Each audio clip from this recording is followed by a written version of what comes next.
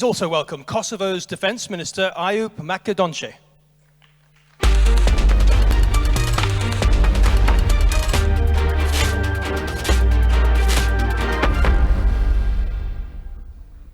And from Japan, we have a former State Minister of Communication and a senator for 18 years, Professor Kenzo Fujisu.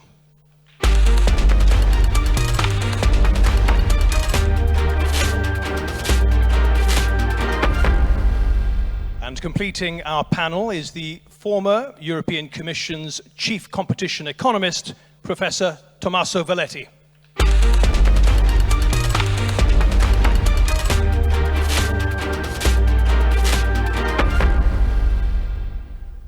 It's great to have you all together. Welcome, everyone. Welcome to the panel. I think we all agree that the current AI landscape is not a fair one. We've just heard from the Minister in what ways it is not fair.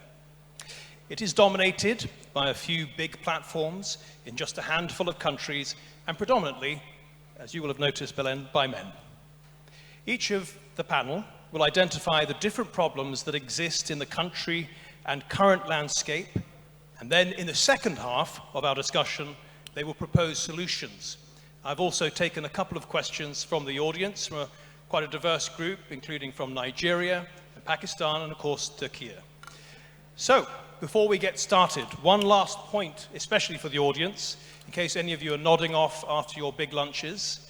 Just to prove how important the subject is, Elon Musk recently tweeted that AI will replace all jobs, and humanity will be able to spend more time on their hobbies, like growing vegetables in their garden. A quick show of hands, who feels reassured by that?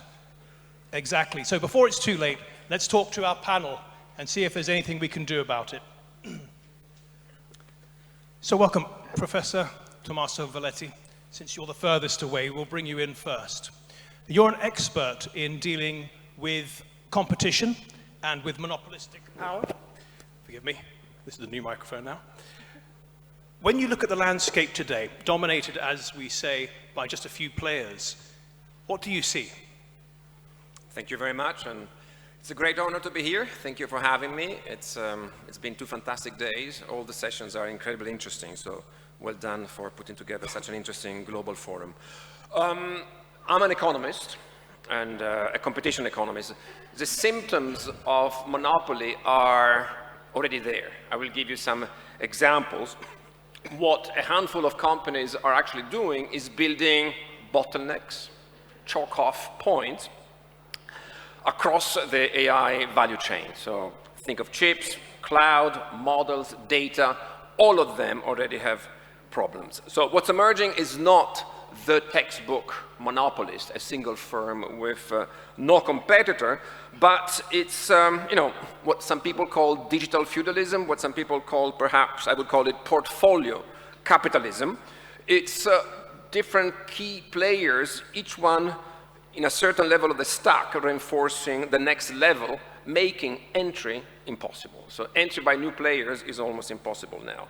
I will return to this, but first I want to give you some examples of some cases which are already examples of anti-competitive behavior. So take NVIDIA. Okay? They're super dominant in advanced GPU, and they're leveraging the dominance they have in a GPU into control of software. So developers now are locked in ways they can just write software for NVIDIA, and it's very difficult to write software for other GPU producers. This is a classical tying problem. Or recently, I'm sure you might have seen, Google has integrated search with Gemini, okay? And nobody said anything. Immediately, as you go on the search page, if you want to use AI, this is Gemini. So search becomes a privileged training and distribution channel for Gemini. And what's the problem? What are the effects? So it cements the dominance of Google in search. They're making lots of money from people trying to reach us, and they have to pay advertising money, while they're also killing competition, or they're reducing competition in AI assistant space. So these are real effects already now. I can go on with hyperscalers, Amazon, Microsoft, Google. What's interesting there, to me, is that they're both gatekeepers and competitors. So this is a new phenomenon where there is a huge conflict of interest that in other industries, as I will give you an example, we would not allow. So cross-ownership, for instance, Microsoft has 49% of OpenAI, but they supply the compute to OpenAI. Amazon and Google have equity share in Anthropic, and they give the compute. NVIDIA investing in many models, and also is in exchange for selling them GPUs. So this is really a common ownership structure. That's what I call portfolio capitalism that is very unique. Just to try to exemplify, think of Apple, Huawei, and perhaps, Apple, Samsung, and perhaps Huawei. Would we allow the three biggest phone manufacturers to own cross-ownership among each other in their own smartphone production? The answer is no, we will never allow it. Instead, not only we are allowing this in AI, but we're even ignoring it, and AI will have an impact on every single industry downstream. So this huge conflict of interest is not being tackled right now.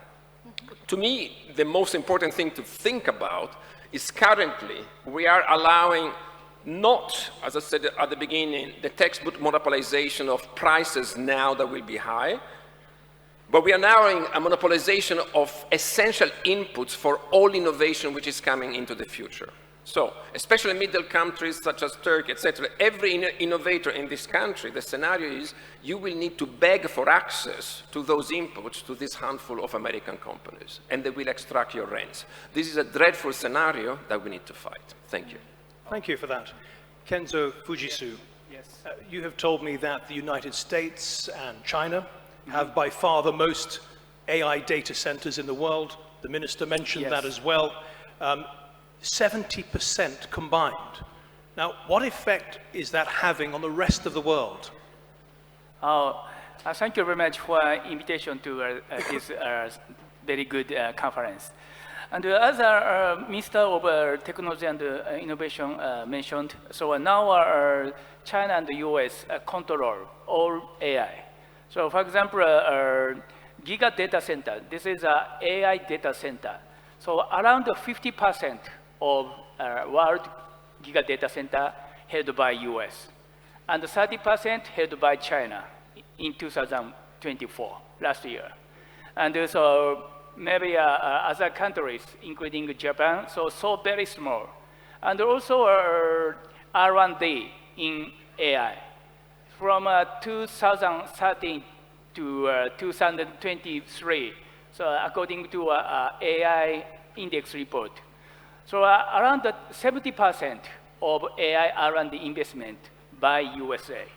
So our total amount is 500 billion US dollar. And next China, 120, around 20%. So 70% and 20%, last 10% other countries' investment in AI R&D. And also in terms of patent, international patents, 31% patent, global patent made by China, and 27% of global patents related to AI by United States. Totally 60% made by US and China. So this is a very big issue. However, Turkey and Japan, our mid-sized country, should have an alliance, should have a harmonize to make another balance of AI power, I think. Thank you. And you also work at the Institute of Technology in India, the biggest population in the world now. Lots of software developers. What's holding them back from being a major AI player, and other countries for that matter? I see. Now I'm an adjunct professor of Indian Institute of Technology, Hyderabad. And from a simple viewpoint, India cannot investment in a giga data center because of a technical problem and infrastructure problem and financial problem. But their programming engineering is very high. So for example, Japan have financial support, and we can have so technology and science. So just in my opinion, so we can make an alliance, collaboration among some mid-sized countries, so including Turkey and Japan and South Korea and so on. Just my opinion. Thank you for that. Makedonji, welcome. Smaller nations need to use AI to defend themselves, such as autonomous drones. What are the challenges of finding reliable AI partners or suppliers that you trust? Thank you so much. First of all, thank you for giving this opportunity to discuss for this very actual topic, we can say, and which will, I believe, become even more interesting topic in the future. What I can say for small countries and AI is the fact that I believe that even during these stages, maybe this can be still like exclusivity of superpowers and big countries. I believe that in near future, that will not be like that, due to the fact that unlike industrial revolution, AI revolution not depends on physical resources. So no need to mine minerals in order to maintain industrial, for example, artificial intelligence, you can say, revolution. So the raw material for artificial intelligence are data, informations, and intellectual, you can say, intellectual dimension, not the physical aspect of, we can say, industry. So I believe that this will allow also small countries to have important role on artificial intelligence development in the future. And what I believe also is that in the future, this will be more exclusivity of non-state actors than of state actors. Because no need really government to run the revolution of artificial intelligence, since individuals, corporations, and companies have more impact and power on that. I will take one example. One of most important developers of ChatGPT is Mira Murati from Albania, which moved to the United States. And she just recently left position on ChatGPT, and it's running its own company in the United States. So how you can know that very easy she will not move to Albania again and to continue working with this, we can say, business. So I believe that in near future, really, the artificial intelligence maybe will sound a little futuristic, but will really shape political dimensions of the world, and even borders and other things, since it doesn't have to do with borders and physical aspect of I think, global physical aspect. So in this regard, I believe that now is time to think, just like Minister mentioned earlier, to take measures in order to be careful to not be kind of surprised by artificial intelligence on the future. So it's very important to have humankind presence on artificial intelligence. I'm not saying to not allow artificial intelligence to take decisions and to shape our way of thinking, but at least to have more impact and presence of humankind inside of artificial intelligence, to not let to be taken over a lot of decisions that are affecting humanity by computers and we can say algorithms that can lead artificial intelligence. In this regard, I think now is time to globally to think about finding the ways how to manage situation of artificial intelligence, and also how to keep governments included in this, we can say, new revolution, we can say. Otherwise, we will face really, we can say, anarchic situation in the future that borders, governments, defense systems, and other things will not really be so much helpful on managing situation. That's why, really, I believe that now is time to think about this and to kind of create and set up standards about this new era that is coming very fast. Thank you so much. Thank you for that. So, Belen, so far we've talked about corporate domination, country domination, the unevenness between the large countries and the small ones. There's another form of domination, and the Minister used the word domination, and that was very key, and that is agenda domination. Can you explain why you believe the AI revolution is leaving women behind?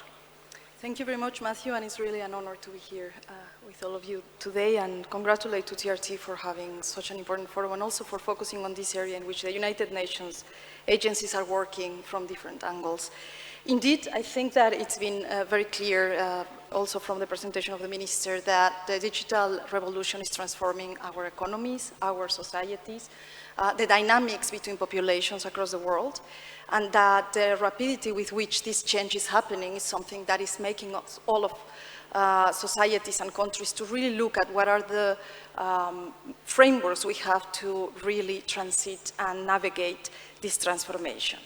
So what we are saying is that the digital revolution and artificial intelligence can be an enabler for social justice, for inclusion, or can be actually a deepening factor for greater inequalities. And that's one of the dimensions in which we are putting our attention. So the data is telling us that women are really still living behind in the digital revolution. 70% of men in 2024 used internet compared to 65% of women. But when we look at some parts of the world, and especially least developed countries, that gap is very much widened. 29% of women compared to 49% of men use internet. When we talk about who owns, for example, smartphones across different countries, what we see is that 20% in middle-income countries and low-middle-income countries, 20% less likely women than men to own a smartphone. And these technologies, of course, also generate some data that is going to be used then by artificial intelligence and digital technologies in order to generate solutions for society. So we see that at the onset, there is an important gender divide that is already feeding into the new technologies in a way that is generating an inequality.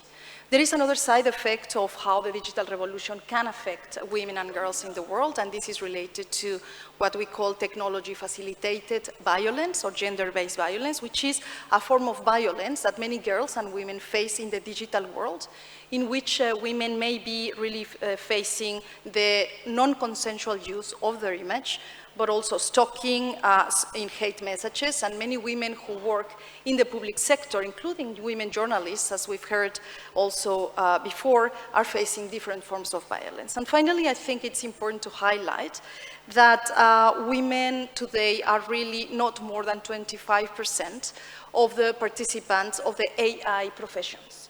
This means that when we have this bias within the workforce of this particular industry, the data creation and systems design are already reproducing a bias, and this bias is having tremendous effects in the way public services are designed, but also in the way different products are offered for the society. There is a very interesting story to give an example of one of the researchers about this particular way in which this bias is presented. She goes with her husband to open a credit line in a bank, and the husband is offered over half of the amount on top of the woman credit line, and just by the use of artificial intelligence running of the data and generating this particular division.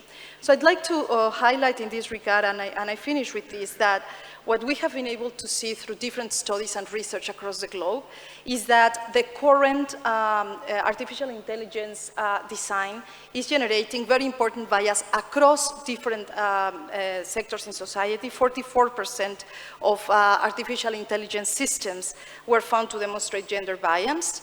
And evidence shows that also, and this was commented by the minister as well, that deepfake content online has increased by 550% only in the last 5 years, which means that, alarmingly, there are specific forms of use of this fake information that are affecting different forms of society. To end with this, we do see a very important gender divide, not only in the access to new technologies, but also in the way they are impacting society. However, it is very important to recognize that, in fact, when we have greater participation of women in the solutions that the artificial intelligence and new technologies are generating, we are seeing that they are driving real change for inclusion, for ethics, and for social justice, including the fact that women are putting on the table the importance of analyzing gender bias in the design of artificial intelligence, and they are applying these developments also for artificial intelligence processes for greater social impact that are of benefit for society. So it is important to give a greater level of investment so that women can really have a greater influence, but also that artificial intelligence becomes a driving force for social inclusion and not to generate or reproduce greater gender disparities. That's very interesting. Participation, or lack of it, by women means that the architecture of AI is shaped in a way that will disadvantage them. I wonder if that applies, and I'm afraid I have to ask you to be brief on this one, but I wonder if you could extrapolate that point to cultures as well. Because I had a question from Mobeen, 33, in the audience somewhere, from Pakistan, and he said, currently AI feels like a new type of colonization in that it's centered around predominantly the United States, and he wonders to what extent is that an imposition of US sort of cultural norms and data on developing countries. Could that happen as well? Well, something we have certainly researched, and is related to the points made before, is that the current ecosystem is really dominated by a handful of big players. And this means that this, some researchers have called digital colonialism, in the sense that it's reproducing different forms of discrimination that are actually being used by the new technologies. This, of course, affects as well gender equality and women, and it is indeed a new form of potential colonialism that is reproducing the existing or pre-existing forms of domination. So that is why it's precisely so urgent to look at what are the norms and frameworks we can develop in order to control and prevent greater forms of domination, and rather use them for generating greater inclusion and equality. Thank you very much. So we move to the latter half of the debate now, and this is focused on solutions. I will start again with Professor Tommaso Valetti. Professor Valetti, how can governments and regulators force AI to work in the public interest? So, solutions, not easy, but first of all, we should not repeat the same mistakes of the past. In the past, this idea of wait and see, and then intervene with antitrust tools has produced nothing. So I'm reflecting on myself. I was the chief economist of the EU. I ran 3 cases against Google. I even imposed $10 billion fines on Google. That's a hell of a lot of money for people like us, but didn't change the behavior of Google at all, because Google makes about $300 billion every year from search advertising alone, and that's like the cost of doing business. It's like a slap on the wrist. So we shouldn't do that. So we have to do ex-ante regulation. Regulation is something that we have done in essential utilities. So we don't ask ourselves, should we regulate water? Should we regulate electricity? We do, because it's essential for our lives. And this is essential infrastructure. So regulation is there to stay. However, regulation don't ask too much, because again, these companies have the best lawyers, they have the best expertise, and they will delay the process as much as they can.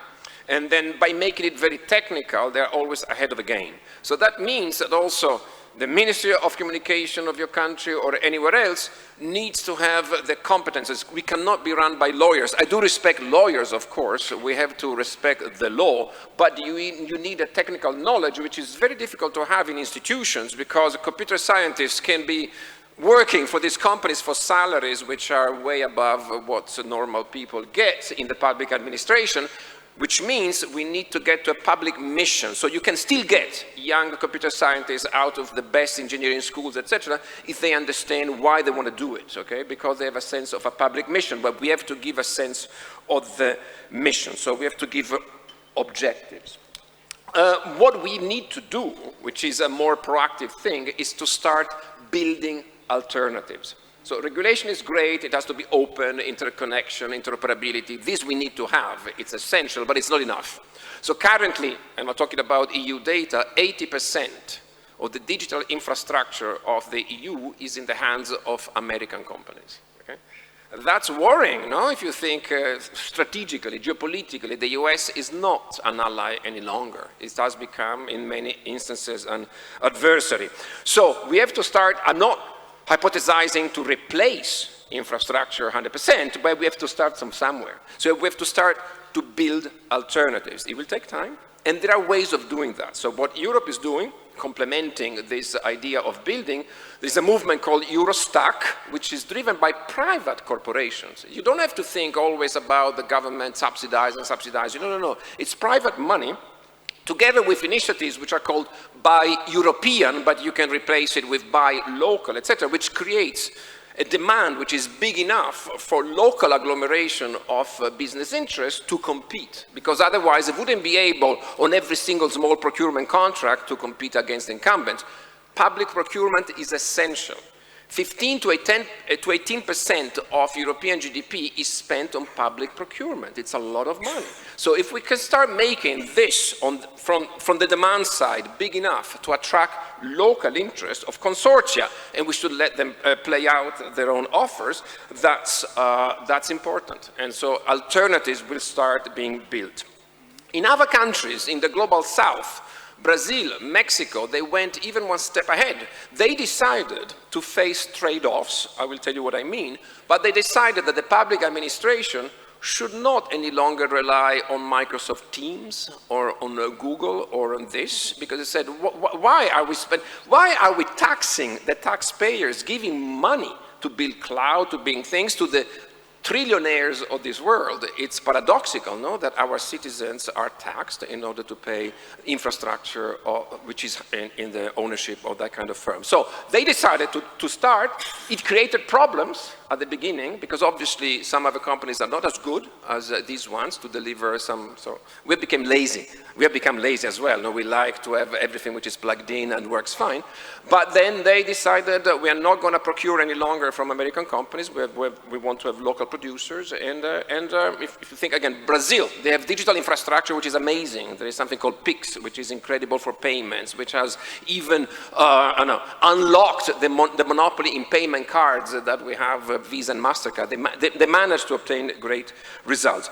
The most important thing, though, is to think that the direction of innovation is not inevitable. It's not coming from God. It's not something that is not preordained. Innovation comes as a result of public choices. Your initial question, which was, are we going to lose our jobs? By the way, it was interesting that you said a tweet by him. So even in the jargon, Musk didn't manage to win something. The verb is still belonging to the past. Twitter. If we keep not taxing certain capital and taxing labor, because that's what we do, we tax workers and we don't tax certain type of investments, of course companies will want to replace workers for capital, because it's cheaper for them, because workers are taxed, because workers have extra taxes on top. It's our decision whether we want this or not. The likely outcome now is to have even more divergence. There will be people at the top, like us, lucky ones, that know how to use AI, etc., and which will augment our productivity and will be even better off. Instead, there will be lots of people at the bottom which are going to be replaced. Is that a society that we want? So I don't think so. So there is a problem, though, and the elephant in the room, and this is my perception. I couldn't follow all the sessions, but the problem is in the US at present, something I haven't heard much in this conference. Every time now we are trying to do the Buy European or impose regulation, etc., then President Trump comes in and says, then I'm going to impose an extra 50% tariffs on European cars, and everything stops. So there is a big problem in this room, which is how to deal with the US that we need to confront if we have to have a better future. Thank you very much. Kenzo Fujisu, you drew attention at the beginning to the problem of the concentration of AI data centers in the United States and China. So what is the solution to that, given that the very high barriers to entry of making a data center. What is the solution to that for countries that are not so wealthy and don't have such a vast workforce? That's a very big problem, so conflict between US and China, this global world, I think. And frankly speaking, so AI have three elements. One is algorithm. So second is data. And the third is hardware, data center. And in terms of algorithm, so we should make an open algorithm, not closed. So this algorithm must be public, I think. And the second point is data. Data is the most important for AI business. So so important point is data can be buy money. For example, so I am now a visiting professor of Institute of Ethics in AI of Technical University of Munich also. And we are studying now how data bought by companies, giga companies. For example, so medical data in India. India's patients' data now bought by some large companies with a very low price. So this is one example. So we should make a common database for global people. And the second point is a data center. So data center is the most important. However, so this needs a huge investment. So how we make data center for global people? For example, so in Turkey, so I think just one giga data center in United States, several hundred of giga data center now. So very big gap. How we overcome? So we should make one collaboration. I would like to propose we should make a collaboration among mid-sized company, not China, not US. We should make new infrastructure of AI. So last Renaissance started by printing technology. Printing technology make information public. And now AI make a new Renaissance in this century. So we should make AI common infrastructure. So Japan and Turkey established a Bosporus Bridge and the Bosporus Tunnel together around more than 30 years ago and 20 years ago. This means a bridge and tunnel is an infrastructure of society. And also AI must become infrastructure of society. So I hope Turkey and Japan will make an infrastructure of AI in the future. Thank you. Thank you very much.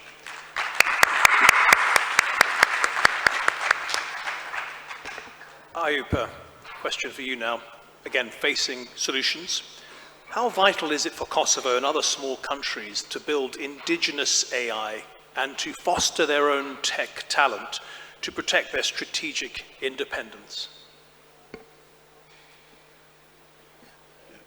What we are facing, for example, now in Kosovo, is really, there are a lot of US companies that are dealing with digital, we can say, systems and AIs that open branches in Kosovo because of low taxes and low salaries. So simply they have a financial interest on that. And we have increased interest of young people in Kosovo to study and work on these companies.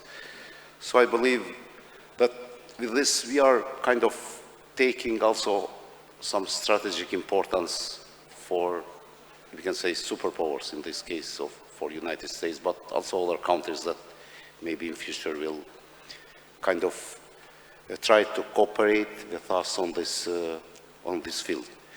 You know, in these small countries as Kosovo, that is facing also with other security challenges and the lack of maybe resources, it's the easiest way for young generation to penetrate, you can say, on the business and good working, you can say, positions.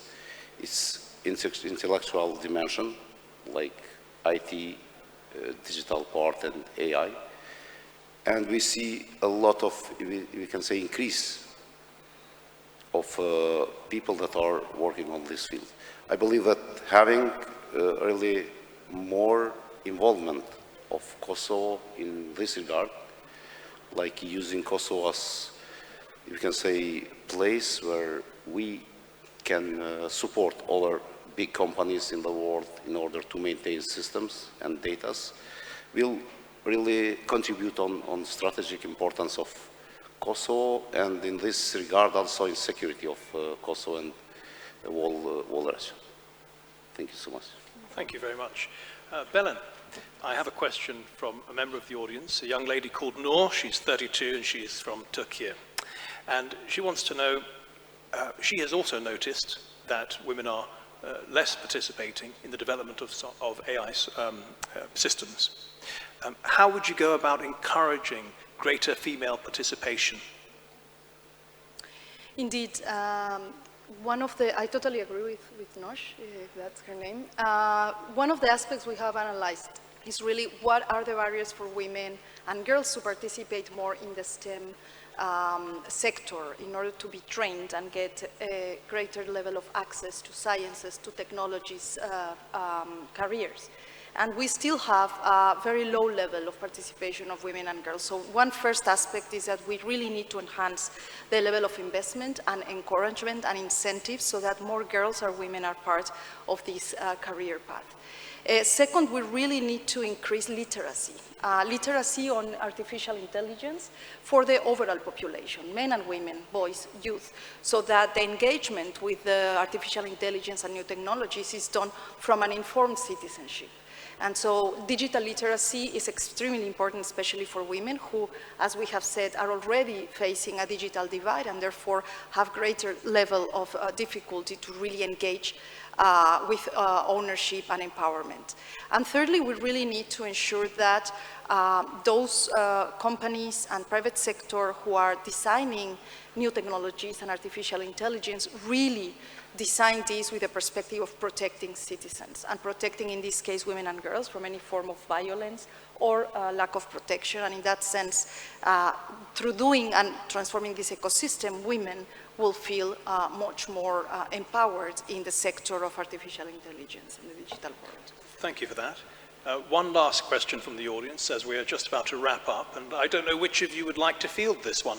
It's from a young Nigerian man called Issa. He's 39.